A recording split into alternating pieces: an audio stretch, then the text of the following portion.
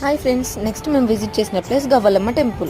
మీరు కూడా దర్శనం చేసుకోండి. జై గవ్వలమ్మ, జై మహాదేవి, జై కాశీ, క్షేత్ర నివాసిని, సర్వ దుఃఖ సర్వ కష్ట హరదేవి, హరుదేవి, హరిప్రియే, చాముండే, ముండవతనే, నారాయణి, నమోస్తుతే, కాశీ యాత్ర, దక్షిణ యాత్ర, దేవయాత్ర, హరిపూర్ణం, కాశీ పుణ్యం మాకు గవ్వాల్, మీకు జై గవ్వలమ్మ.